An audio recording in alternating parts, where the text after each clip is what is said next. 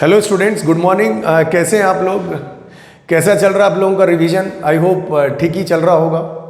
अभी IT JEE का तो अभी जो 2020 का डेट में भी आगे जा सकता है, लेकिन कितना जा सकता है या क्या हो सकता है अभी शायद एक आध दिन में क्लियर हो जाएगा। लेकिन फिर भी हम लोग तो रिवीजन कर रहे हैं, तो रिवीजन में थोड़ा सा और आगे बढ़ते हैं बच्चों की। As per the demands we start the integral calculus. Integral calculus में हम लोग पहले लेंगे इंटीग्रल कैलकुलस, मतलब इंटीग्रल कैलकुलस को हम लोग इंटायरली रिवाइज करेंगे। I hope this is clear. Integral calculus में हम लोग पहले इंडेफिनिट इंटीग्रेशंस की बात करेंगे, फिर हम लोग डिफिनाइट इंटीग्रेशंस की बात करेंगे, फिर हम एरिया अंडर द कर्व की बात करेंगे। एरिया अंडर द कर्व तो डेफिनेट इंटीग्रेशन में ही आ जाएगा, क्योंकि एरिया अंडर द कर्व तो उसी का ही लगभग उसी से मिलता जुलता ही पार्ट है। सही बात है। तो फिर आती है बात डिफरेंशियल इक्वेशन। तो ये सब एक दूसरे पर डिपेंडेंट है, और तो इंटीग्रल कैलकुलस हम लोग स्टार्ट करते हैं। फाइन, और बहुत जल्दी से इसको हम लोग रिवाइज कर लेते हैं। सो इंटीग्रल कैलकुलस में हम लोग क्या लेने वाले हैं वो देख लेते हैं पहले। इंटीग्रल कैलकुलस के अंडर में इंटीग्रल कैलकुलस, इंटीग्रल कैलकुलस के अंदर में जो हमारे टॉपिक्स आएंगे, वो पहला टॉपिक तो आएगा indefinite integrations, indefinite integrations, indefinite integration. दूसरा टॉपिक आएगा वो आएगा डेफिनाइट इंटीग्रेशन, डेफिनाइट इंटीग्रेशन या डेफिनेट इंटीग्रेशन, जो भी आप बोल लें। और तीसरा आएगा area under the curve, area under the curve, area under the curve. और चौथा टॉपिक आएगा डिफरेंशियल इक्वेशन, डिफरेंशियल इक्वेशन। मैं आपको ये बता दूं कि जेईई मेंस में इंडेफिनिट इंटीग्रेशन, देखिए 4 टॉपिक इंटीग्रल कैलकुलस में होते हैं। पहले तो इनके बारे में थोड़ा भाषण दे लेते हैं अपन लोग, क्योंकि हमारा रिवीजन का पॉइंट ऑफ व्यू चल रहा है इंटीग्रल। इंडेफिनिट इंटीग्रेशन का मतलब होता है समाकलन, हिंदी में अगर बात करें तो। खैर यहां पर हिंदी अंग्रेजी की कोई बात नहीं हो रही है। मेरा कहने का मतलब है this is called indefinite integration, definite integration, area under the curve and differential equation. JEE mains में इंडेफिनिट इंटीग्रेशन से सवाल आ भी सकता है और नहीं भी आ सकता है, ठीक है। लेकिन डेफिनाइट इंटीग्रेशन से डेफिनेट सवाल आता है, क्योंकि नाम इसका डेफिनाइट है, डेफिनेट इंटीग्रेशन, निश्चित समाकलन। उससे क्वेश्चन आता ही है। एरिया अंडर द कर्व से भी लमसम टाइम्स जेईई मेंस में क्वेश्चन आता है, और डिफरेंशियल इक्वेशन से भी आता है। इसका मतलब ये जो तीनों पार्ट है, तो इसका मतलब इंडेफिनेट इंटीग्रेशन में तो इन सब का यूज ही होता है ना भाई। तो इसका मतलब इंटीग्रल कैलकुलस से 4 या 5 क्वेश्चंस मोस्ट प्रोबेबली रहता है जेईई मेंस में। 4 क्वेश्चन तो आप लमसम पकड़ लीजिए इंटीग्रल कैलकुलस का। अब 25 क्वेश्चन हो गया तो उसके हिसाब से 3 भी हो सकता है, लेकिन 4 क्वेश्चन इंटीग्रल कैलकुलस से डेफिनेट आता है, ठीक है। और आएगा एरिया अंडर द कर्व से क्वेश्चन मिलेगा आपको, डिफरेंशियल इक्वेशन से भी क्वेश्चन मिलेगा। तो 2 क्वेश्चन तो यहीं से, और लमसम इन दोनों में से कई बार 2 भी क्वेश्चन आ जाते हैं और कई बार 1 भी क्वेश्चन आ जाता है, करेक्ट। तो लगभग 4 क्वेश्चंस का हम लोग यहां पर मोटा मोटी तौर पे पकड़े तो there are 4 questions from the integral calculus. जो समाकलन है, जो इंटीग्रेशन है, उससे 4 क्वेश्चन आप जेईई मेंस में पकड़ के चलिए, करेक्ट। सो 4 क्वेश्चन है, तो इसका मतलब सारों दारोमदार किसके ऊपर डिपेंड रहता है? इंडेफिनिट। और इंडेफिनिट और डेफिनिट आपका क्लियर है, तो एरिया अंडर द कर्व के अंदर तो आपको थोड़ा बहुत थ्योरी नाम की तो कोई चीज ही नहीं है, बस एक आध लॉजिक है। उसके बाद डिफरेंशियल इक्वेशन, पहले फॉर्मेशन ऑफ डिफरेंशियल इक्वेशन होता है, और उसके बाद सॉल्यूशन ऑफ डिफरेंशियल इक्वेशन होता है, करेक्ट। उसके बाद थोड़ी बहुत ज्योमेट्रिकल प्रॉब्लम्स हो सकती हैं, तो वो तो वहाँ पर फिजिक्स भी इन्वॉल्व हो सकती है, और क्या इन्वॉल्व हो सकती है, केमिस्ट्री भी इन्वॉल्व हो सकती है। सो मैकेनिक्स आपकी जितनी है डिफरेंशियल इक्वेशन में, आपको जितना डालना है उतना डाल लीजिए, करेक्ट। एडवांस के अंदर अपने आप में मिक्स प्रॉब्लम यहाँ पर बन सकता है। एडवांस के हिसाब से भी डेफिनेट इंटीग्रेशंस बड़ा इंपॉर्टेंट टॉपिक होता है, और डिफरेंशियल इक्वेशन से भी क्वेश्चन आता ही आता है, ठीक है। इससे भी आ जाता है क्वेश्चन। मतलब मोटा मोटी मैं आपको कहूं कि ये 4 टॉपिक है इंटीग्रल कैलकुलस में, क्वेश्चन आता है, चाहे वो मेंस हो चाहे वो एडवांस हो। इसीलिए इसके अंदर हमारे पास हम लोग मेथड्स सीखेंगे इंडेफिनेट इंटीग्रेशन। देखिए डिफरेंशिएशन करना बहुत आसान है। इंटीग्रेशंस में क्या होता है कि आपको कुछ रूल एंड रेगुलेशंस होते हैं, अगर वो याद है या फिर वो मेमोराइज हैं आपको, तो आप इंटीग्रेशन बहुत आसानी से पढ़ सकते हैं। और इंटीग्रेशंस जैसे इस टाइप का होगा तो हम कैसे इंटीग्रेशन करेंगे, इस टाइप का होगा तो हम कैसे इंटीग्रेशन करेंगे। मतलब भैया ये जो इंटीग्रल कैलकुलस है, it is purely based on your logics. आपके थॉट्स क्या हैं, आपकी सोच, अगर डायरेक्शन अगर आपकी सही है तो आप सही आंसर के पास जाएंगे। अगर आपकी सोच या फिर आपका थॉट अगर कहीं डिफरेंट डायरेक्शन में चला गया, जिस डायरेक्शन में आपको 4 ऑप्शन दिए गए हैं, तो अगर उस डायरेक्शन में आपने क्लिक नहीं किया तो हमारा आंसर आने की प्रोबेबिलिटी कम हो जाती है। करेक्ट? लेकिन आंसर आ जाता है अगर थोड़ा बहुत भी आप ध्यान से पढ़ें। मैंने आपसे पहले भी कहा कि मैथमेटिक्स बहुत इजी होता है। अगर आप उसके रूल एंड रेगुलेशंस के हिसाब से चलें, आपका थॉट्स थोड़ा सा अच्छा हो, आपकी सोच थोड़ी सी अच्छी हो, तो मैथमेटिक्स टफ टॉपिक नहीं होता है, टफ सब्जेक्ट नहीं होता है। करेक्ट? ठीक है। फिर कहता कि सर कोई सवाल ना बने तो, अरे भाई कोई सवाल ना बने तो वो हमसे क्या, किसी से भी नहीं बनेगा। मेरी बात समझ लीजिए इस बात को। So there are the 4 topic, ज़्यादा हम बात नहीं करें और इन्हीं पर हम लोग बात फोकस करें कि भाई सबसे पहले हमारा इंडेफिनिट इंटीग्रेशन पे अगर कमांड हो गया तो ये मान लीजिए 3 टॉपिक हमारी ज़िंदगी में बहुत सुकून दे देंगे। करेक्ट? और ये बहुत ही अच्छा टॉपिक होता है डेफिनेट इंटीग्री, सारे ही अच्छे होते हैं मतलब, लेकिन सब में लाजवाब टॉपिक डेफिनेट इंटीग्रेशन होता है। इसके भी खुद रूल एंड प्रॉपर्टीज होती है, जैसे किंग प्रॉपर्टी, क्वीन प्रॉपर्टी, इस प्रकार की जो प्रॉपर्टीज हैं वो यहाँ पर हम लोग यूज करते हैं और वो याद होती हैं। तो ये मानो कि मोटा मोटी तौर पे 4 क्वेश्चन हमने मेंस में कहीं नहीं छोड़े और 2-3 क्वेश्चन भैया इसमें DE एडवांस में भी आते हैं। करेक्ट? So integral calculus.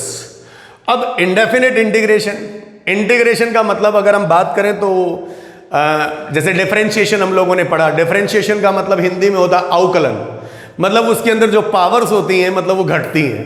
तो इंटीग्रेशन का मतलब होता है समाकलन। समाकलन मतलब सम प्लस आकलन, मतलब जोड़ना है आपको। तो अगर जैसे x की पावर n का डिफरेंशिएशन आपने किया तो वो होता था nx की पावर n माइनस 1। इंटीग्रेशन क्या हो जाएगा भाई, इसमें पावर जुड़ जाएंगी, x की पावर n प्लस 1 बाई कितना n प्लस 1, जो जुड़ी हुई पावर है उसी से भाग लग जाएगा। करेक्ट? इसके भी अपने रूल एंड रेगुलेशंस होते हैं इंटीग्रेशंस के, तो वो रूल एंड रेगुलेशंस की बात करते हैं। तो first we start the indefinite integrations. ये हमारा 2020 एग्जाम कब होगा ये तो कोरोना बताएगा, लेकिन जब भी होगा तो अच्छी बात है, होना भी चाहिए एग्जाम। लेकिन अब बहुत ज़्यादा अब सब्र नहीं होता है।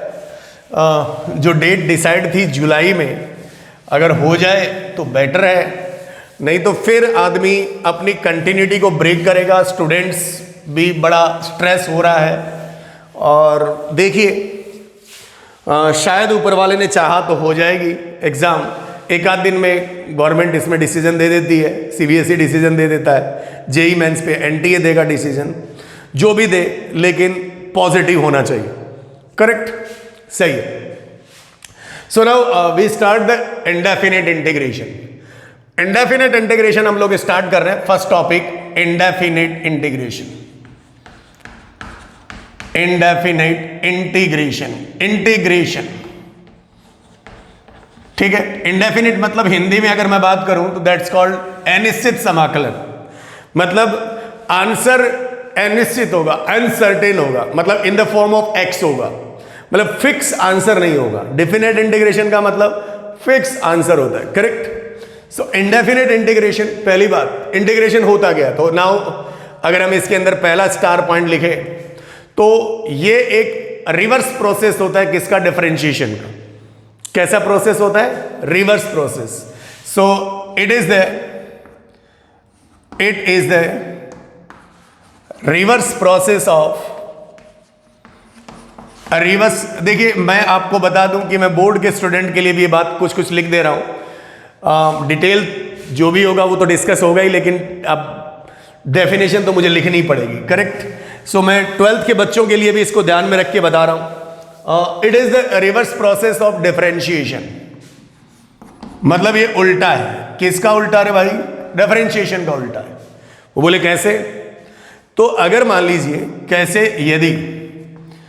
यदि fx या फिर यदि fx is the differentiation of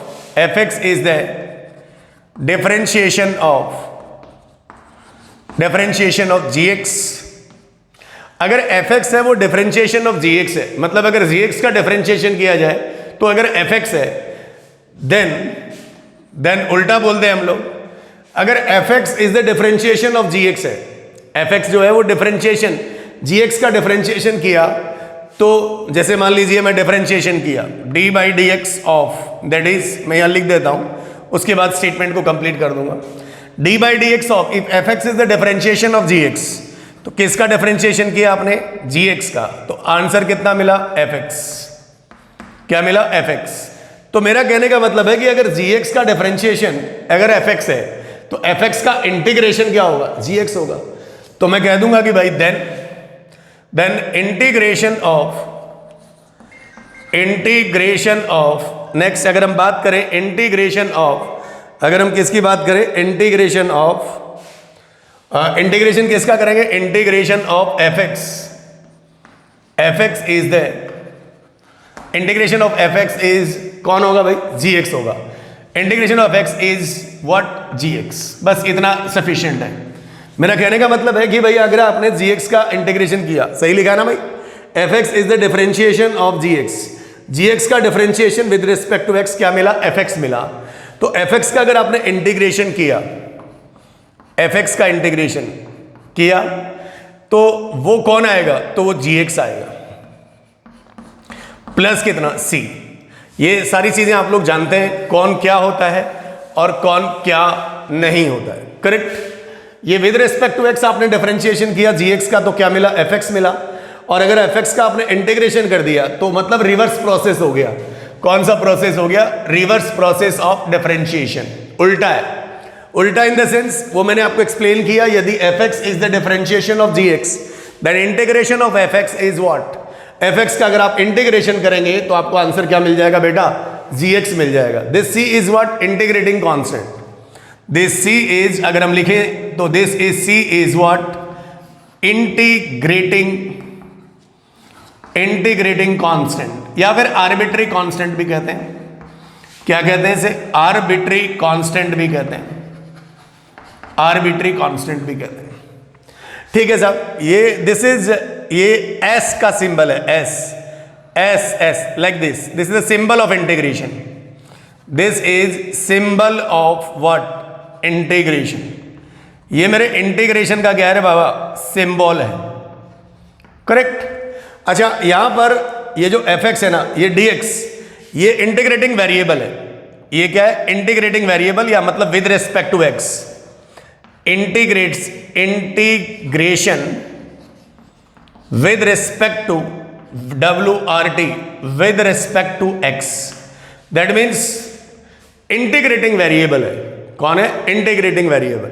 हम इसका नाम इंटीग्रेटिंग वेरिएबल भी कह सकते हैं।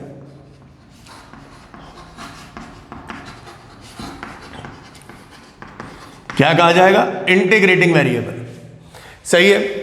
ये fx क्या है, दिस इज कॉल्ड, जिसका इंटीग्रेशन किया गया है। किसका इंटीग्रेशन किया गया है, fx का किया गया है।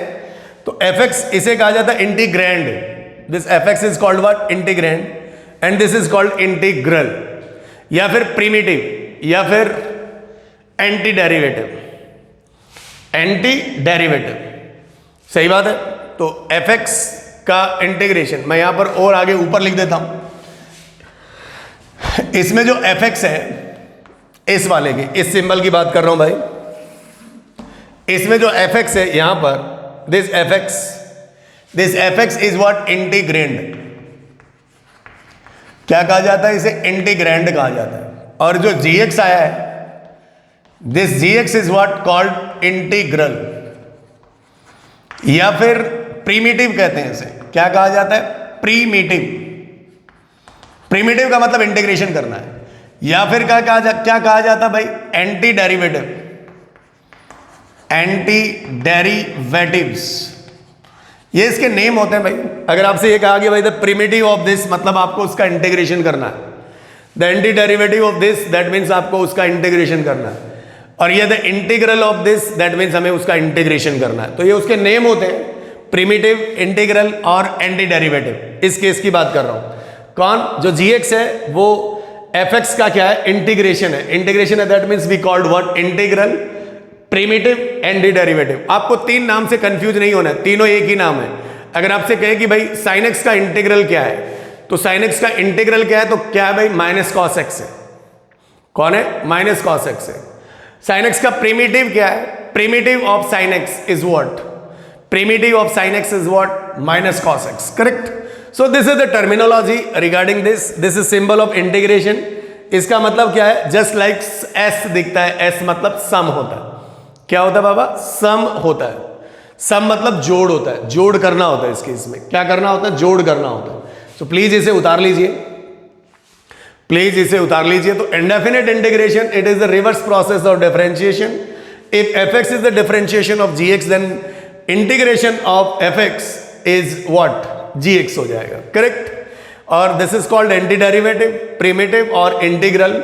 जिसका किया जाता है उसे इंटीग्रैंड कहा जाता है। This is symbol of integration and this is integrating constant और आर्बिट्री कांस्टेंट। क्या कहा जाता है इसे? Arbitrary constant. तो आई होप आपने इस चीज को उतार लिया हो।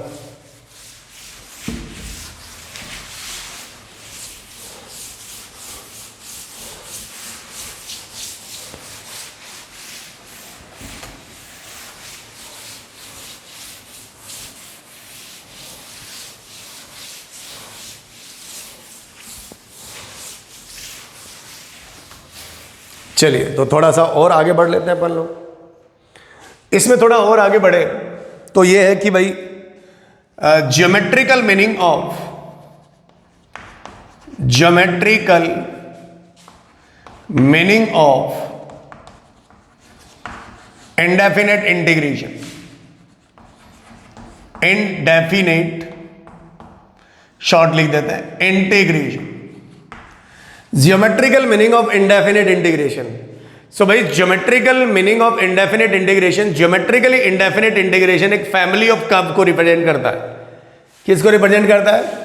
Geometrically, geometrically indefinite integration, indefinite integration represent family of curves. किसको रिप्रेजेंट करता है? फैमिली ऑफ कर्व्स को रिप्रेजेंट करता है। बोले वो कैसे? तो बहुत आसान है। मतलब भाई इंटीग्रेटिंग कांस्टेंट है, वो फिक्स तो था नहीं, आर्बिट्री कांस्टेंट था। जैसे we take example on it. जैसे मान लीजिए I for integration x dx, ठीक है, x dx मतलब x का इंटीग्रेशन विद रिस्पेक्ट टू क्या कर रहे हैं आप? x कर रहे हैं।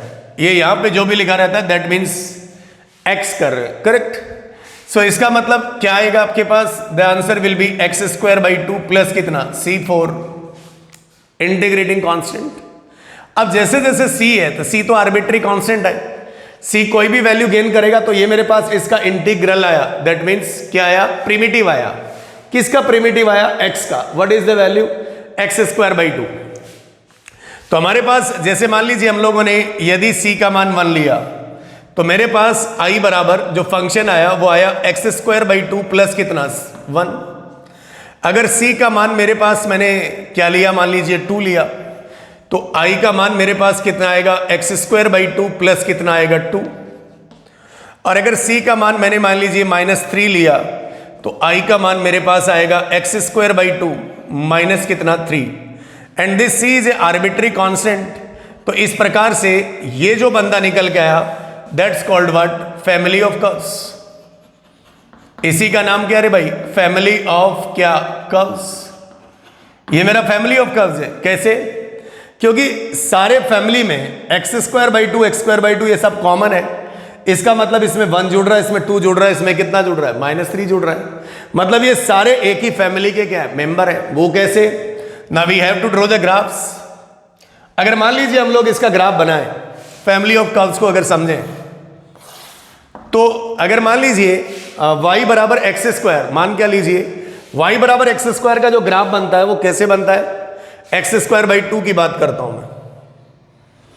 This is upward opening parabola, this is x square by 2 only origin, and this is x axis and this is what y axis. अच्छा, इसके अंदर क्या हुआ, एक्स स्क्वायर बाई 2 में कितना जोड़ा आपने, 1 जोड़ा, तो ग्राफ कितना शिफ्ट कर जाएगा 1 यूनिट से, तो दिस पॉइंट इज 0 कॉमा कितना 1, प्लस 2 जोड़ा तो ग्राफ कितने से शिफ्ट कर गया, तो 2 से शिफ्ट कर गया, दैट्स कॉल्ड 0 कॉमा कितना 2। इससे कितना डिप्रेस कर गया ग्राफ, 3 से, तो इसी ग्राफ को पकड़ के 3 यूनिट नीचे खींच लिया आपने, तो like this point is 0 comma कितना -3। अच्छा, ये मिला मेरे पास एक्स स्क्वायर बाई 2 माइनस कितना 3। ये सारे इसी फैमिली के मेंबर है, एक्स स्क्वायर बाई 2 फैमिली के मेंबर है। इन सब का जो एक्सिस है, ये एक्सिस कौन है, तो ये वाई एक्सिस है, ये वाई एक्सिस सबका एक्सिस है, करेक्ट। सारे के सारे अपवर्ड ओपनिंग पैराबोलाज है, इसका मतलब सारे एक ही फैमिली के मेंबर हैं। So this is called family of what, curves. तो जैसे जैसे आप सी के डिफरेंट आर्बिट्री कांस्टेंट हैं, जैसे जैसे हम लोग सी को बदलेंगे वैसे वैसे मेरे पास फैमिली के डिफरेंट फैमिली के क्या आते जाएंगे, मेंबर्स, एंड दैट्स कॉल्ड, इस सी का मतलब ये है कि सी कोई फिक्स तो है नहीं, आर्बिट्री कांस्टेंट है, तो जैसे जैसे आप सी को बदलेंगे उस प्रकार से हमारे पास डिफरेंट मेंबर ऑफ फैमिली हमारे पास आते जाएंगे। इज इट क्लियर और नॉट? तो geometrically meaning of indefinite integration, geometrically जो इंडेफिनिट इंटीग्रेशन है वो किसको, ज्योमेट्री के हिसाब से इंडेफिनिट इंटीग्रेशन किसको रिप्रेजेंट करता है, फैमिली ऑफ किसको रिप्रेजेंट करता है, कर्व्स को, मतलब वक्रों का परिवार। अगर हम हिंदी में बात करें तो वक्रों का परिवार, वक्र किसे कहते हैं, कर्व्स को हिंदी में बोलते हैं। सो फैमिली ऑफ कर्व्स को रिप्रेजेंट करता है what, geometrically meaning of indefinite integration. खैर ये हमसे आईआईटी कभी पूछेगा नहीं, लेकिन फिर भी ये बात हमें पता होनी चाहिए अगर हम लोग इंडेफिनिट इंटीग्रेशन पढ़ रहे हैं तो, करेक्ट। उसी प्रकार से डेफिनिट इंटीग्रेशन का भी हम लोग ज्योमेट्रिकली मीनिंग देखेंगे, और उसी प्रकार से हम एरिया अंडर द कर्व और डेफिनिट इंटीग्रेशन में डिफरेंस भी देखेंगे। ठीक है, मैंने थोड़ी देर पहले कहा था ना लगभग एक जैसे ही है। हाँ, अगर एक जैसे ही होते तो फिर 2 डिफरेंट चैप्टर पढ़ने की क्या जरूरत थी, कुछ ना कुछ तो स्लाइटली डिफरेंस है। एरिया कभी नेगेटिव नहीं होता, लेकिन डेफिनिट इंटीग्रेशन का आंसर नेगेटिव भी आता है। खैर वो सारी चीजें हम लोग सीखेंगे वहां पे। तो आई होप दिस इज क्लियर, इसे आप उतार लीजिए। तो geometrically meaning of indefinite integration क्या रिप्रेजेंट करता है, फैमिली ऑफ कर्व्स को रिप्रेजेंट करता है।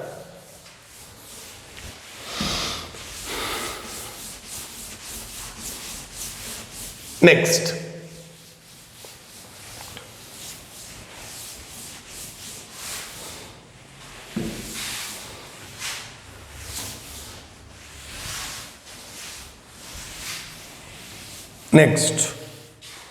नेक्स्ट अगली बात करेंगे हम लोग कि भाई इसके अंदर इंपॉर्टेंट फार्मूलाज, बिना फार्मूले के तो हम लोग बात कर भी नहीं पाएंगे। तो ये फार्मूले आपको शायद अभी तक याद होंगे क्योंकि हमारा दिस इज रिवीजन क्लास। तो सबसे पहला फार्मूले की बात करें हम लोग, ठीक है, जितने भी फार्मूले होते हैं लिख लेते हैं। This is symbol of integration. सबसे पहला फार्मूला x की पावर n dx। अच्छा, इस dx का मतलब है कि यहां पर इंटीग्रेटिंग वेरिएबल कौन है, x है, dx with respect to x differentiation हो रहा है, तो x की पावर n dx। ठीक है, तो इसका आंसर कितना होगा, x की power n plus 1 divided by n plus 1, n plus integrating constant c, जहां पर n का मान क्या नहीं होना चाहिए, -1 नहीं होना चाहिए इस केस में, क्योंकि अगर -1 होगा तो ये अनडिफाइन हो जाएगा। करेक्ट, सही। नंबर दूसरा फॉर्मूला, दैट्स कॉल्ड बेसरम फंक्शन e की पावर x dx, e की पावर x dx। अच्छा आप सॉरी, e की power x plus c integrating constant c तो भाई इंडेफिनिट इंटीग्रेशन में हर जगह ही आएगा, सही बात है कि नहीं, सही है। तो this is the formula x की power n plus 1 by n plus 1 plus c where n is not equal to -1। अच्छा ये बताओ, मैं आपको कह रहा हूं कि अगर इस मोहल्ले का अगर आप डिफरेंशिएशन करें तो ये आता जाएगा। करेक्ट, जो अभी मैंने आपको बताया था fx और gx वाला जो लफड़ा था वो ये होता जाएगा। सही बात है भाई। 2 के बाद कितना, 3। तीसरा फॉर्मूला लेते हैं हम लोग, a की पावर x dx। ए की पावर एक्स डी एक्स का ए की पावर एक्स का डिफरेंशिएशन क्या होता है? तो ए की पावर एक्स ln a होता है। तो ए की पावर एक्स का इंटीग्रेशन होता है ए की power x by ln a plus c. फॉर्मूले आपको याद ही करने पड़ेंगे, just quick revision. Sine x d x, sine x का इंटीग्रेशन कितना? तो minus cos x plus c. देखिए इसको करके देख लीजिए, कॉस का डिफरेंशिएशन होता है minus sine x, minus minus plus c का तो हो गया जीरो। क्या यहाँ साइन एक्स लिखा हुआ? हाँ हाँ लिखा हुआ है। 4 के बाद एक और इंटीग्रेशन छूट गया और वो था 1 बाई एक्स डी एक्स। तो 1 by x d x is what? ln mod x plus कितना? सी, जहां पर x का मान क्या नहीं होना चाहिए? जीरो नहीं होना चाहिए। 1/x का इंटीग्रेशन कितना होता है? तो ln x होता है। ln x का डिफरेंशिएशन कितना होता है? तो 1 बाई एक्स होता है। तो ये 1 बाई एक्स यहां लिखा हुआ है। ठीक है, ये तो फॉर्मूले याद होंगे लेकिन मुझे तो लिखने पड़ेंगे। साइन एक्स के बाद अगला कौन आता है भाई? तो कॉस एक्स आता है। और कॉस एक्स का इंटीग्रेशन कितना? तो साइन एक्स होता है। साइन एक्स का डिफरेंशिएशन क्या होता है? कॉस एक्स होता है। साइन हो गया, साइन हो गया, कॉस हो गया, उसके बाद 7 नंबर करेक्ट। 7 नंबर की बात करते हैं हम लोग इंटीग्रेशन में। साइन का हो गया और कॉस का हो गया। 10 वगैरह की बात अभी हम लोग करेंगे, एक बार थोड़ा सा इंतजार करिए। 10 वगैरह की बात करेंगे हम लोग। 10 से पहले हम लोग बात कर लेते हैं और कि भाई sec x इंटू 10x इसका इंटीग्रेशन क्या होता है? तो ये बताओ भाई, sec x होता है, क्योंकि sec x का डिफरेंशिएशन क्या होता है? तो वो sec x इंटू 10x होता है।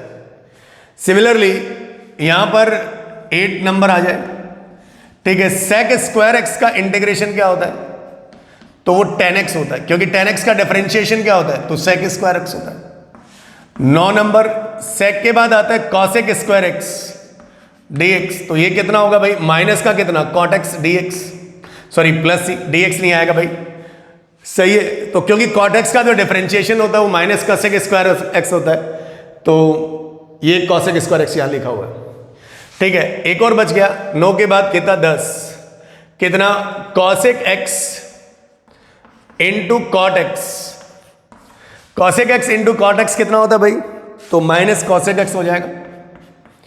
क्या हो जाएगा? माइनस cosec x प्लस सी, क्योंकि cosec x का इंटीग्रेशन होता है वो होता है minus cosec x, sorry cosec x cot x का इंटीग्रेशन कितना होता है? माइनस cosec x का डिफरेंशिएशन कितना होता है? तो होता है minus cosec x into cot x। तो माइनस माइनस कितना हो गया? प्लस। 10 के बाद 11 नंबर। 11 नंबर में आता है 1 upon under root 1 minus x square d x. तो भाई इसका ये बताइए, 1 upon under root 1 minus x square किसका डिफरेंशिएशन होता है? तो वो साइन इनवर्स एक्स का होता है प्लस सी। 11 के बाद 12, अच्छा साइन इनवर्स एक्स का होता है, तो अगर एक माइनस यहां लगा दें तो माइनस कॉस इनवर्स एक्स का भी तो हो जाएगा। Minus cos inverse x plus c भी तो लिख सकते हैं, क्योंकि कॉस इनवर्स एक्स का differentiation minus 1 upon under root 1 minus x square होता है। तो माइनस माइनस कितना हो गया? यहां पर प्लस हो गया। ये बात आपको समझ में आनी चाहिए। 12 के बाद 13 नंबर लेते हैं। 13 नंबर क्या ले सकते हैं? 1 अपॉन 1 प्लस एक्स स्क्वायर ले लेते हैं। तो इसका डिफरेंशिएशन क्या होता है बाबा? tan इनवर्स एक्स होता है। tan इनवर्स एक्स प्लस कितना? सी, और क्या लिख सकते हैं?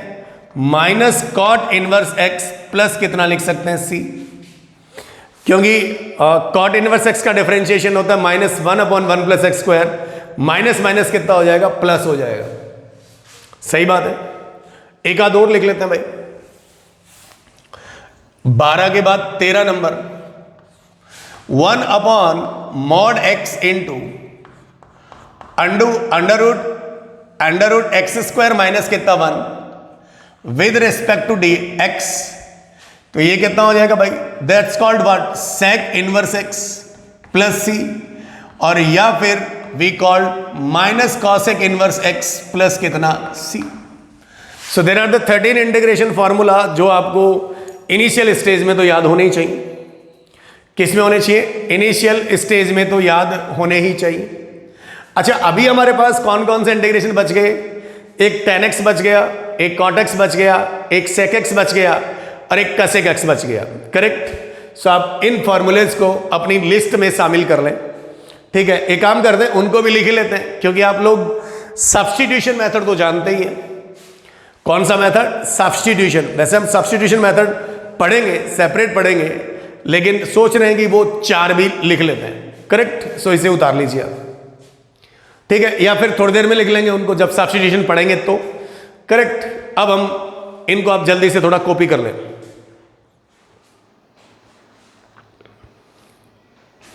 सही है, मैं इसे मिटा दूं भाई, मिटाया जाए।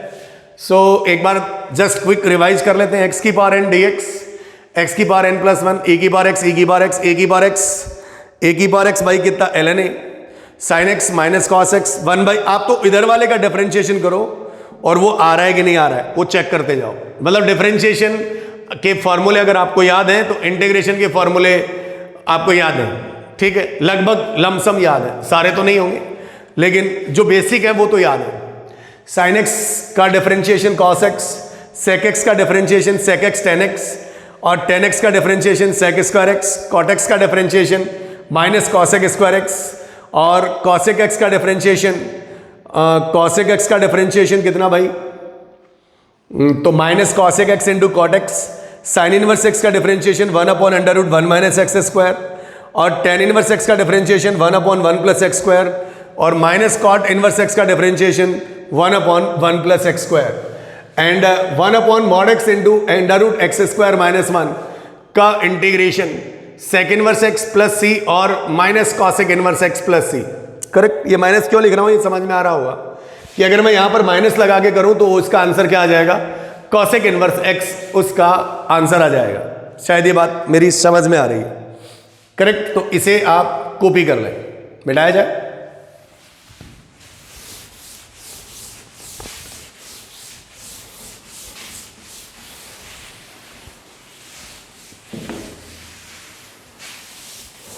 देखिए एक और मैं आपको बात इसमें बता दूं कि इंटीग्रेशन में आपका ट्रिग्नोमेट्री बड़ा सॉलिड होना चाहिए। क्या सॉलिड होना चाहिए? ट्रिगोनोमेट्री। अगर आपका ट्रिग्नोमेट्री के जो बेसिक फंडामेंटल्स और जो फॉर्मूलेज हैं अगर वो बहुत सही है तो ये मान लीजिए आपका कोई बाल बांका नहीं पकड़ सकता, आपका कोई हाथ नहीं पकड़ सकता इंटीग्रेशन में। तो इस बात का आपको बिल्कुल बखूबी ध्यान रखना है कि आपका ट्रिगो बहुत सही होना चाहिए। करेक्ट। सो मैं कुछ बात कर रहा हूं। फॉर्मूले तो हमने लिख ही लिए और फॉर्मूले तो हमने एक बार रिवाइज कर ही लिए, जो स्टार्टिंग फंडामेंटल फॉर्मूले थे, बेसिक फॉर्मूले थे। अब मैं बात करता हूं इंपॉर्टेंट फंडामेंटल्स या important fundas related to integration. मैं इंटीग्रेशन के वो फंडे डिस्कस करना चाहता हूं जिसमें हमारा लाइन ऑफ थिंकिंग होगा, मतलब हम उस डायरेक्शन में सोचेंगे। करेक्ट। क्या बोला मैंने? हमारा लाइन ऑफ थिंकिंग उस डायरेक्शन में होना चाहिए, मतलब how to think, how to hit the question of integration. हम लोग कैसे हिट करेंगे क्वेश्चन ऑफ इंटीग्रेशन को। सो पहला जो इंपॉर्टेंट फंडाज है वो ये है। क्या है कि भाई देखिए, मेरा कहने का मतलब है कि अगर ऊपर में नंबर ऑफ टर्म्स अगर ज्यादा है, ऊपर मतलब न्यूमरेटर में वगैरह वगैरह, और नीचे में नंबर ऑफ टर्म्स क्या है? कम है, तो ये मैथमेटिक्स का रूल है कि अगर न्यूमरेटर में नंबर ऑफ टर्म्स ज्यादा है, डिनोमिनेटर में नंबर ऑफ कम है, तो उस टाइप की फ्रैक्शंस को इवेलुएट करने के लिए हम एक के नीचे एक लगा देंगे। आई रिपीट माई सेंटेंस, एक के नीचे एक लगा देंगे। मतलब क्या करोगे भाई आप इसको डीलिंग करने के लिए? इसके नीचे ये bracket plus minus this by this plus minus this by this and whatever जो भी लिखा हुआ है। बड़ा मजेदार सा चीज है और बड़ी कॉमन सेंस वाली बात है।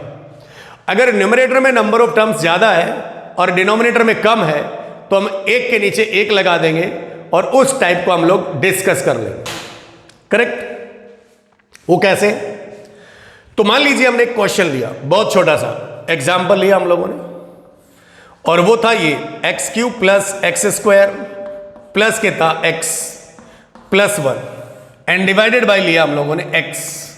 हमको इसका इंटीग्रेशन करना है। तो बोले सर कौन सी बड़ी बात है, बहुत आसान है, ये तो हमारे लेवल का ही नहीं। हाँ मैंने ही बोला कि भाई आपके लेवल का नहीं है, आपके लेवल से बहुत कमजोर है।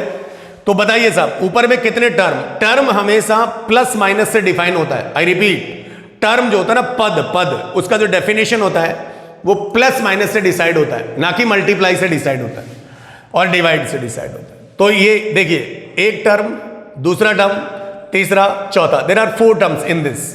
नीचे में एक, ऊपर में 4 टर्म है, नीचे में एक टर्म है, दिस इज कॉल्ड 1 टर्म। तो अगर आप इसका डायरेक्ट इंटीग्रेशन थोड़ी कर देंगे यार, आपको सेपरेट करना पड़ेगा, मतलब अलजेब्रा ऑफ इंटीग्रेशन। तो वो मैंने लिखा नहीं है, वो आप समझते हैं। तो मैंने अलग अलग इंटीग्रेशन बांट दिया।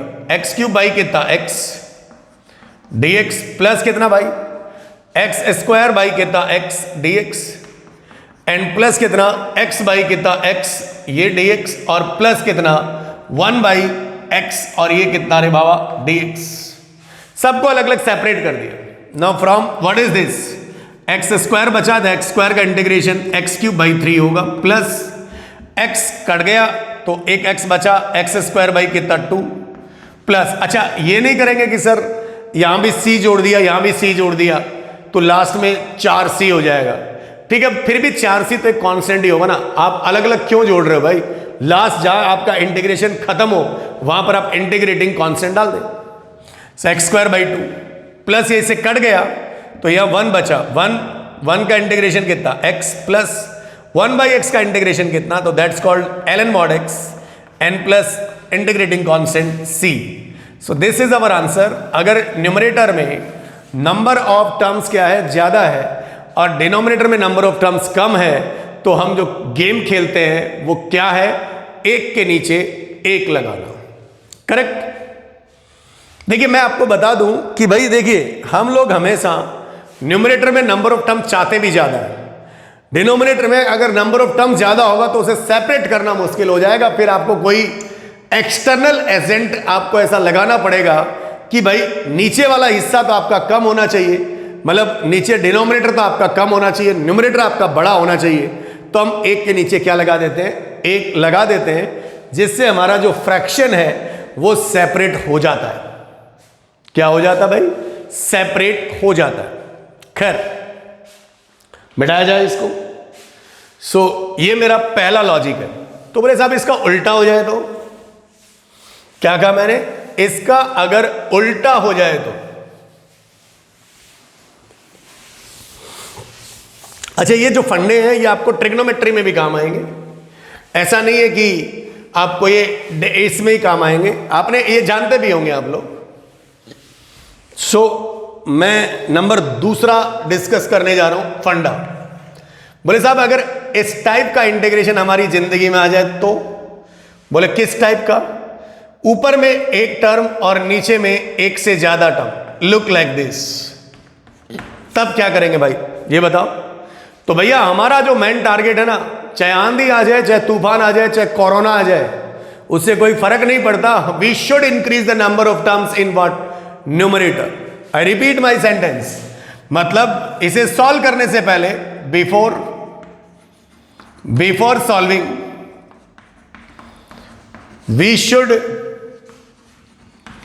we should increase या increases the number of terms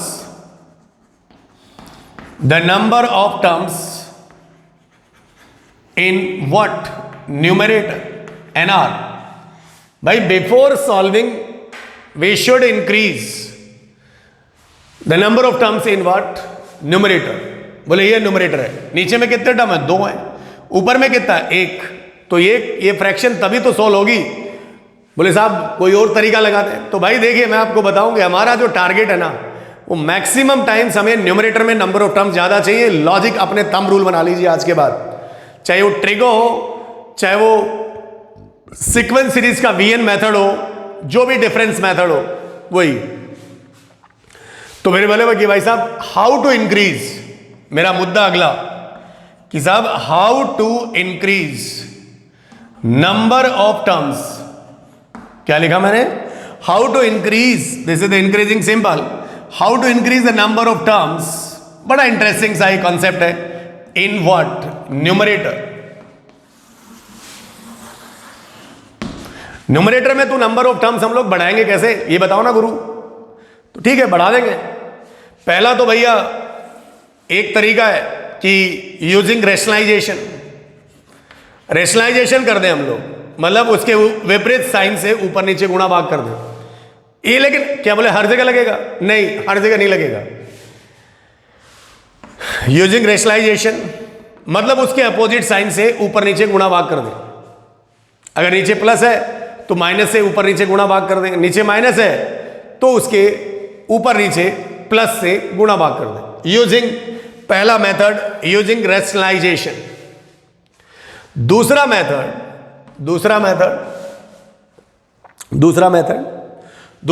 भी आप लोग यूज कर सकते हैं। क्या? Using difference method.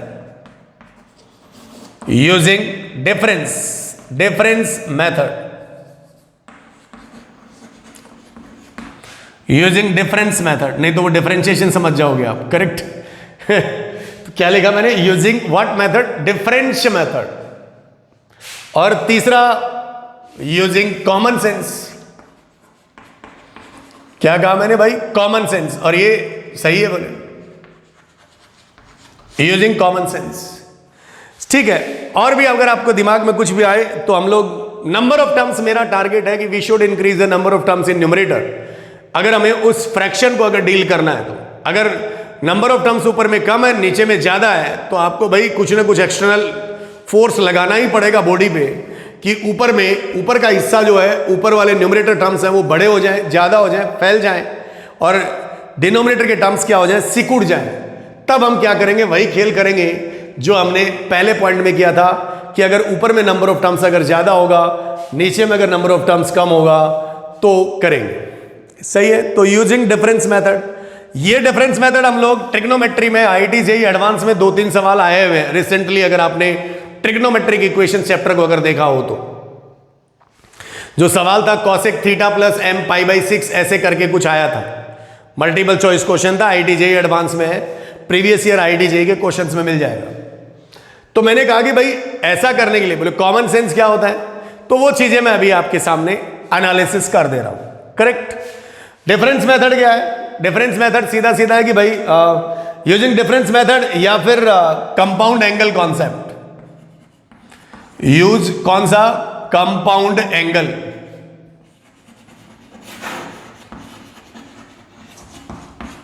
Compound angle मतलब a plus b, cos a plus b, sine a plus b, tan a plus b, that's called compound angle concept. तो इसको आप एक बार उतार लीजिए कि अगर इस टाइप का इंटीग्रेशन हमारी जिंदगी में आएगा तो हमें नंबर ऑफ टर्म्स कहां पर बढ़ाने पड़ेंगे? न्यूमरेटर में बढ़ाने पड़ेंगे। उतार लीजिए इसको। तो जल्दी करिए फटाफट।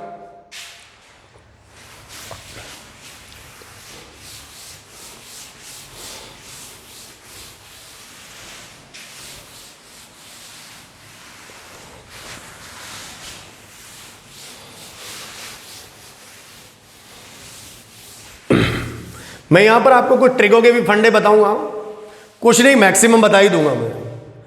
तो देखिए साहब, पहला कि भाई हम कॉमन सेंस का इस्तेमाल कैसे करें। भाई पहला मैं आपको एक बात बताऊं, बहुत अच्छी खबर सुनाऊंगा आपको। आप कहोगे ये कौन सी अच्छी खबर है साहब, ये तो हम जानते हैं। मैंने कहा sign square theta plus cos square theta बराबर कितना? तो बोले सर कौन सा बड़ा क्वेश्चन पूछ लिया आप लोगों ने। हमने सबसे पहले फॉर्मूला 9th में यही पढ़ा था, 10th में भी यही पढ़ा था, 11th में भी यही पढ़ा था, 12th में भी यही पढ़ रहे हैं, और जब तक जिएंगे तब तक यही पढ़ेंगे। मैंने बोला भाई मैंने थोड़ी मना किया कि आप मत पढ़िए। करेक्ट, सही है। Sign square theta plus cos square theta बराबर 1 दुनिया जानती है, लेकिन दुनिया क्या नहीं जानती है? मेरी बात ध्यान से सुनिएगा। 1 बराबर क्या? क्या बोला मैंने? 1 बराबर क्या? बोले सर ये कौन सी बकवास है, 1 बराबर क्या? 1 बराबर तो 1 ही होता है। हाँ 1 बराबर 1 ही होता है। मैंने बोला कि दुनिया जानती है, मेरा डायलॉग सुनिए, दुनिया जानती है कि sign square theta plus cos square theta बराबर 1, लेकिन दुनिया में ऐसे बहुत कम लोग हैं, आप जैसे ही लोग हैं, ये समझ लीजिए कि 1 बराबर क्या? बोले साहब 1 बराबर क्या? तो 1 बराबर sine square theta plus cos square theta. बड़ा इंटरेस्टिंग है। बोले साहब ये कौन सा फॉर्मूला है? हाँ भाई यही फॉर्मूला है। अगर ट्रिग्नोमेट्री या फिर कहीं भी ट्रिग्नोमेट्रिक की बात चलेगी और अगर हमें सांप को भी मारना, लाठी भी नहीं तोड़नी है, तो मेरा डायलॉग याद रखिए कि अगर कहीं 1 लिखा हुआ है और उस एक्सप्रेशन में साइन और कॉस के टर्म्स हैं, तो हम लोग वहां पर 1 बराबर sine square theta plus cos square theta लिखेंगे। बात मेरी समझ में आ गई?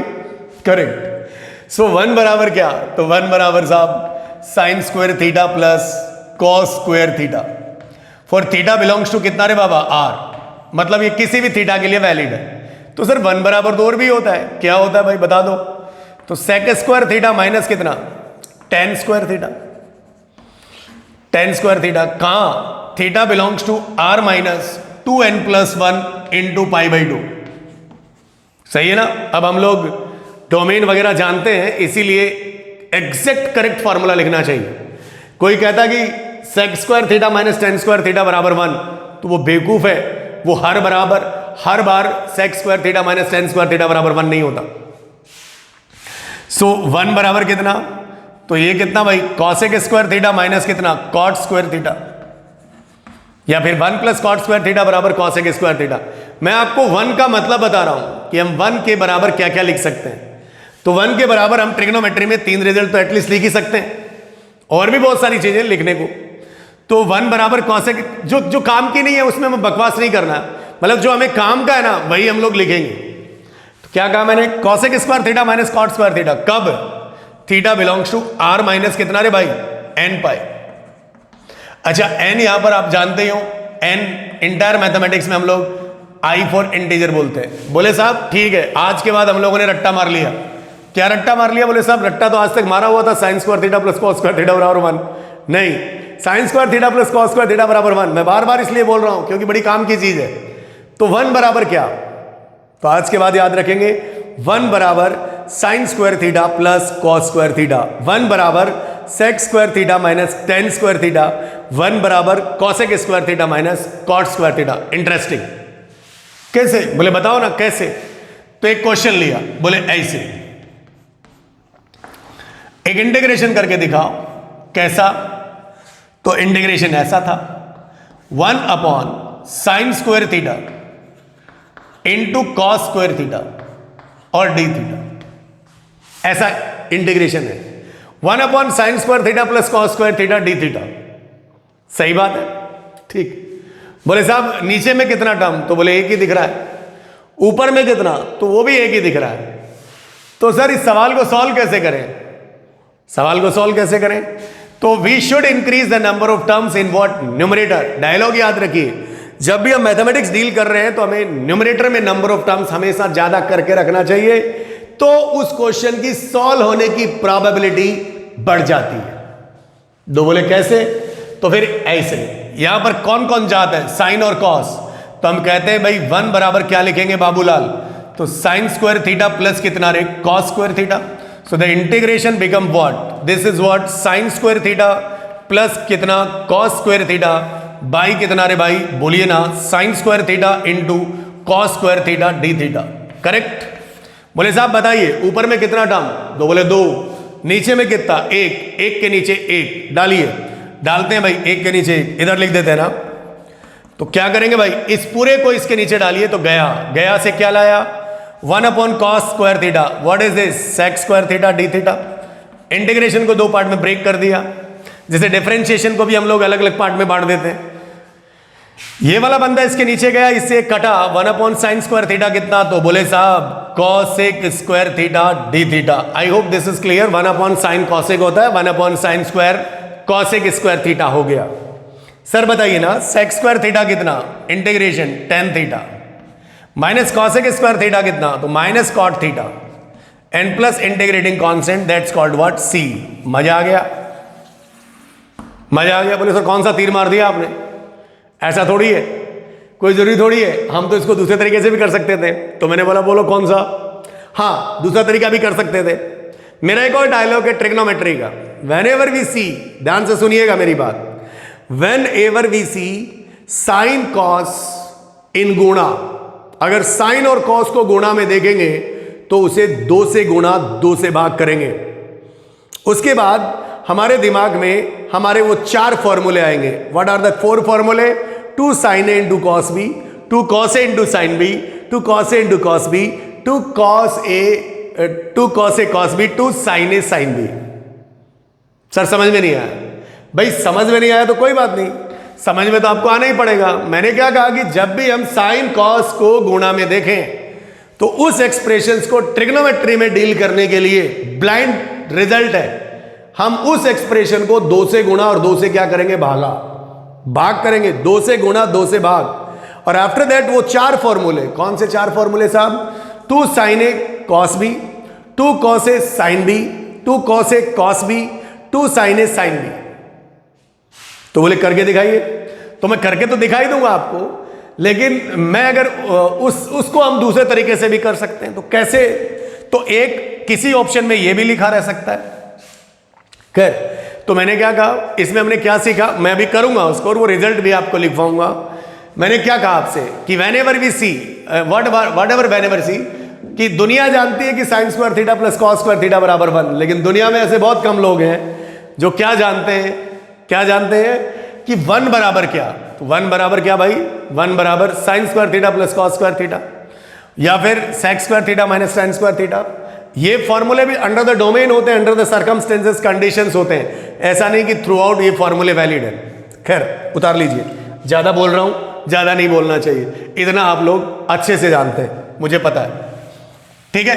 लेकिन ये बात बड़ी कामयाब है कि दुनिया जानती है sin square theta plus cos square theta बराबर 1, लेकिन 1 बराबर क्या।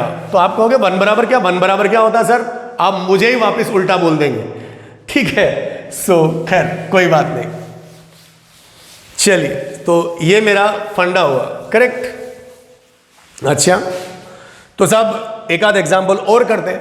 तो नेक्स्ट एक और एग्जाम्पल लिया हम लोगों ने, इंटीग्रेशन, मैं उस पर आऊंगा अभी, थोड़ी देर रुकिए।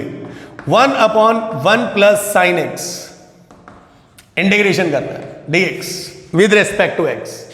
1/1 plus sine x, we should increase the number of terms in what, numerator. Numerator में हमें नंबर ऑफ टर्म्स क्या करने, बढ़ाने। क्यों भाई, नीचे में कितने टर्म्स हैं, तो बोले 1 है। तो बोले साहब अभी आपने कहा था 1 बराबर क्या, तो 1 बराबर लिख देना, क्या लिख दे, 1 बराबर sine square theta plus cos square theta, मतलब sine square x plus cos square x. तो ठीक है, फिर साइन एक्स क्या करोगे, अचार डालोगे क्या, बात एक और आपने एक और टर्म बढ़ा दिया, 3 टर्म हो जाएंगे, क्लब होगा नहीं। तो नीचे में हमेशा नंबर ऑफ टर्म्स हमें क्या रखने चाहिए, कम रखने चाहिए। सो क्या करें भाई, we should increase the number of terms in numerator. Number of terms बढ़ाने का तरीका क्या है, तो एक तरीका तो ये गया, 1 बराबर तो यहां लिख नहीं पाएंगे हम लोग। एक मैंने यहां पर लिखा था रेशनलाइजेशन, नीचे में अगर 1 प्लस साइन एक्स है तो हम इसके अपोजिट साइन से गुणा भाग कर दें। व्हाट आर द गुणा भाग, तो ये कितना हो जाएगा भाई, 1 माइनस कितना sine x and divided by कितना 1 plus sine x as it is, और इनटू कितना 1 minus sine x and with respect to what x. तो यहां पर क्या मिलेगा, integration 1 minus sine x and a plus b into a minus b, that's called 1 minus sine square theta cos square x and this is dx। भाई साहब जरा ध्यान दीजिए, थोड़ी देर पहले यहां पर एक टर्म था, अभी देखिए कितने टर्म बढ़ गए, 2 टर्म हो गए। तो भैया साहब मर रहा है। अच्छा नीचे के टर्म कितने थे, 2, अब कितना हो गया, 1, मतलब नीचे वाला जो टर्म है वो सिकुड़ रहे हैं और ऊपर वाले टर्म फैल रहे हैं। तो हम लोग क्या करेंगे, अब एक के नीचे एक डाल देंगे और हमारा आंसर आ जाएगा बहुत ही आसान तरीके से। व्हाट इज आसान तरीका, इसके नीचे इसको घुसाया तो ये मिला sec square x dx minus integration, ये इसके नीचे गया साइन बाई कॉस क्या देगा रे भाई साहब, 10x देगा, और इंटू 1 बाई कॉस क्या देगा, तो वो sec x देगा dx। तो क्या मिलेगा बताइए भाई साहब, i बराबर sec स्क्वायर एक्स का इंटीग्रेशन कितना, तो 10x minus 10x sec x का कितना देगा, तो वो sec x प्लस कितना c। That's our answer, I hope this is clear. 10x minus कितना sec x प्लस कितना c, क्योंकि sec x का differentiation sec x into 10x होता है, तो इसे भी आप उतार लीजिए, करेक्ट। तो दिस इज द वे, मतलब we should increase the number of terms in what, numerator. तो बोले साहब कॉमन सेंस में तो और भी बहुत कुछ कर सकते हैं, एक जोड़ दें, घटा दें, कुछ भी कर दें, मतलब जैसा टर्म नीचे दिख रहा है डिनोमिनेटर में है वैसा ही टर्म हम ऊपर में ऐड कर दें और सब्ट्रैक्ट कर दें, ऐसा भी तो कर सकते हैं। मैंने बोला कोई प्रॉब्लम नहीं, आराम से कर सकते हैं, कोई दिक्कत ही नहीं है इसके अंदर।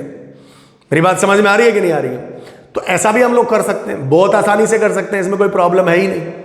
कैसे, लेट अस एक एग्जांपल लेते हैं। जैसे एक एग्जाम्पल और लिखा है इसमें, आई बराबर मान लीजिए मैंने लिखा एक्स स्क्वायर बटा एक्स स्क्वायर प्लस 1 dx। ऊपर में कितना टर्म, तो बोले साहब 1, नीचे में कितना टर्म, तो 2। We should increase the number of terms in what, numerator. तो we use the common sense here. अब कोई कहेगा साहब इस 1 बराबर sine square theta plus cos square theta लिख दो, तो वो तो गड़बड़ है ना। तो एक काम करें भाई, नीचे में एक्स स्क्वायर प्लस 1 दिख रहा है, तो हम क्या ऊपर में एक्स स्क्वायर प्लस 1 बना सकते हैं? मैंने बोला जरूर बना सकते हैं, बनाइए ना। कैसे? तो ये हो जाएगा बाबू एक्स स्क्वायर प्लस 1 एक जोड़ा, और जितना जोड़ा उतना घटा दिया, बट्टा बोलिए ना भाई, एक्स स्क्वायर प्लस कितना 1 और ये कितना dx। ऊपर में कितना टर्म हो गया, अब 2, एक ये टर्म और एक ये टर्म, ये भी अपने आप में एक टर्म है। नीचे में कितना, इसको 1 मान लो, इसके नीचे इसको लगाया तो इससे कैंसिल हो जाएगा, तो ये क्या बचेगा आपके पास, ये कैंसिल हो जाएगा तो 1 आएगा, मतलब कितना x, 1 का इंटीग्रेशन x, और इंटीग्रेशन 1/x स्क्वायर प्लस 1 मतलब 1/1 प्लस एक्स स्क्वायर कितना आ जाएगा भाई, tan इनवर्स x, क्योंकि tan इनवर्स x का डिफरेंशिएशन 1/1 प्लस एक्स स्क्वायर होता है। तो what is remaining here, this is x minus कितना रे बाबा, tan इनवर्स x और प्लस कितना c। तो बोले सही है साहब, आप ऐसा भी कर सकते हैं। कॉमन सेंस मतलब आपका जैसा दिमाग चल जाए वैसा हम लोग कर सकते हैं। हमें उसमें 1 जोड़ देंगे और 1 घटा देंगे। अगर मान लो 2 है तो 2 जोड़ दें, 2 घटा दें। लेकिन मैं आपको ये बताऊं कि मैक्सिमम जगह हम लोग जनरली 1 जोड़ते हैं, 1 घटाते हैं, क्योंकि एक्सप्रेशन उसी प्रकार का होता है। क्योंकि हम नीचे वाले को देख के ऐसा करते हैं, ऐसा कोई थंब रूल नहीं है कि 1 जोड़ेंगे 1 ही घटाएंगे। हम नीचे वाले को देख के हम उस हिसाब से उसको ऊपर वाले को बनाएंगे। सो प्लीज नोट डाउन इसको।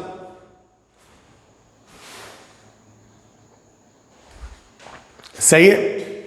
तो we should increase the number of terms in what, numerator. Numerator में हम लोग क्या करेंगे, नंबर ऑफ टर्म्स बढ़ा लेंगे। सही बात है। चलिए अगली बात कर लेते हैं इस केस के अंदर हम लोग। अब साइन एक्स का इंटीग्रेशन तो हमें आता है, ठीक है। डिफरेंशिएशन में हम लोगों ने साइन स्क्वायर एक्स का डिफरेंशिएशन भी किया था। तो उसके अंदर हमने क्या किया था, वेरिएबल की पावर कांस्टेंट। तो उसमें मैंने आपको एक मेथड सिखाया था, मन ही मन इसे x मान लें और फिर क्या कर दें उसका इंटीग्रेशन। तो अब मैं आपके समक्ष एक और बात लिखता हूं। मेरे अकॉर्डिंग इसी में एक सुपर हिट फॉर्मूला आता है। ट्रिग्नोमेट्री का बहुत योगदान है यार यहां। सुपर हिट फॉर्मूला वास्तव में सुपर हिट है। मैं आपको बता देता हूं, ये मैं इसको हमेशा सुपर हिट फॉर्मूले से पढ़ाता हूं। करेक्ट, ये मेरी मर्जी, क्योंकि मेरा तो नहीं है, लेकिन मैं इसको सुपर हिट करके पढ़ाता हूं। मैंने थोड़ी दिया है यस और नो, मैं तो पढ़ाता हूं। तो that's called super hit formula. बोले साहब ये कौन सा, आपने तो नाम ही नहीं सुना। भाई नाम वाम कुछ नहीं है, सब मास्टरों के निकाले हुए नाम है या फिर स्टूडेंट के निकाले हुए नाम है, ठीक है। अपने अकॉर्डिंग आप उसको कैसे एक्सप्रेस करते हैं या कैसे लर्न करते हैं या कैसे उसे मेमोराइज करवाते हैं, ये आप पे डिपेंड करता है। तो that's called super hit formula. क्या होता है साहब, बताओ ना, हमको ही बताओ। अरे भाई कुछ नहीं होता यार। cos 2 θ बराबर, बोले तो जानते हैं क्या, cos स्क्वायर थीटा माइनस कितना, साइन स्क्वायर थीटा। ये कोई काम का नहीं है। cos 2 θ बराबर cos square theta minus sine square theta. अच्छा, अब अगला काम का है, इस साइन को cos बना दो एक बार, और एक बार इस cos को साइन बना दो। तो cos 2 θ बराबर कितना हो जाएगा, 2 cos square theta minus 1। This is called cos 2 θ। ये काम का है। फिर इसको साइन बना दें तो ये 1 माइनस कितना हो जाएगा, 2 साइन स्क्वायर थीटा। और what about this, this is cos 2 θ। बड़ा कामयाब फॉर्मूला है ये। इसके 3 वर्जन है, बाकी के नीचे के जो 2 वर्जन है बहुत ही कामयाब है। मैथमेटिक्स में आपको ये बंदा बहुत जगह दिखाई देगा। एक और बात, how to learn and how to memorise this. जो नए बच्चे अगर इंटीग्रेशन देख रहे हैं वो देख लीजिए। इधर डबल एंगल, इधर सिंगल एंगल, इधर डबल, इधर सिंगल, इधर डबल, इधर सिंगल। अच्छा बोले अगर ऐसा होता तो, मतलब इधर जो एंगल है वो इसका जस्ट आधा आ गया। मतलब एक तरह से मैं ट्रिग्नोमेट्री पढ़ा रहा हूं आपको अभी। इधर डबल, इधर सिंगल। तो अगर बोले साहब इधर सिंगल हो तो इधर उसका हाफ है, तो थीटा का हाफ कितना, θ/2। cos स्क्वायर θ/2 माइनस कितना रे भाई, साइन स्क्वायर θ/2। तो फिर अगर इसका दूसरा वर्जन लिखना हो तो कुछ नहीं है, यहां भी हाफ एंगल आ जाएगा। This is called 2 cos square theta by 2 -1। और अगर इसी को आगे लिखना हो तो ये हो जाएगा 1 माइनस कितना 2 साइन स्क्वायर थीटा बाई 2। बोले साहब इधर अगर आधा हो तो उधर कितना हो जाएगा, पाव हो जाएगा, पौवा हो जाएगा। बात समझ रहे हैं नहीं समझ रहे आप? तो ये कोई बड़ी चीज नहीं है, हाँ लेकिन बड़ी चीज है, मैं आपको बताता हूं। ये फॉर्मूला सुपर हिट है, मतलब आपको बहुत जगह ये काम आएगा, बहुत जगह लगेगा, इंटायर मैथमेटिक्स में लगेगा। तब तो ठीक है साहब, रट्टा मार लेंगे। नहीं, रट्टा नहीं, तमीज से मारेंगे रट्टा। फिर बात करते हैं इसका एक और वर्जन। एक और वर्जन कुछ नहीं है, इनका इसी फॉर्म को मैं अलग करके लिख रहा हूं। अगर मैं इस -1 को इधर कुदा दूं तो 1 + cos 2 थीटा हो जाएगा और इधर 2 cos स्क्वायर थीटा आ जाएगा। Very good. तो मैं, कोई बंदा मुझे कहे कि cos स्क्वायर थीटा बराबर क्या, तो cos स्क्वायर थीटा बराबर, ये इधर कूदेगा तो ये क्या लिखेगा बाबू बोलिए, तो 1 + cos 2 थीटा बाई कितना 2। बोले और cos स्क्वायर थीटा बराबर और भी तो होता है, तो लेना 1 माइनस साइन स्क्वायर थीटा भी तो होता है।